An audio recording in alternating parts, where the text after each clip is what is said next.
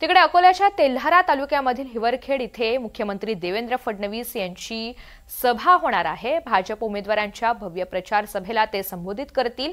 25,000पेक्षा अधिक नागरिकांच्या उपस्थितीचा अंदाज असल्यामुळे मोठा डोम उभारून या बैठकीची तयारी आता पूर्ण झाली आहे। सुरक्षेच्या दृष्टीने पोलिसांचा चोख बंदोबस्त तैनात करण्यात आलेला आहे।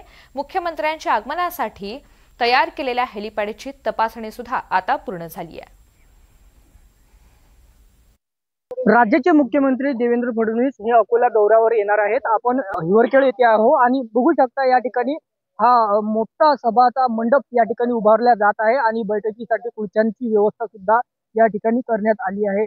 दरम्यान देवेंद्र फडणवीस हे अकोल्यातील हिवरखेड येथे अकोट, हिवरखेड आणि तेल्हारा या 3 नगर परिषदच्या निवडणुकीच्या प्रचार सभेला ते येत आहेत। या संदर्भात माहिती देण्यासाठी आपल्यासोबत भाजपचे काही पदाधिकारी आहेत। काय म्हणाल सर, तुम्ही नेमकी कशी व्यवस्था केली? आमची तयारी पूर्ण झालेली आहे। जवळपास 25,000 प्लस 25,000च्या वर इथं मतदार येणार आहेत। तिन्ही नगर परिषदांचे, त्यामध्ये तेल्हारा, अकोट आणि हिवरखेड या तिन्ही नगर परिषदांचे मतदार इथं 25,000च्या वर येणार आहेत।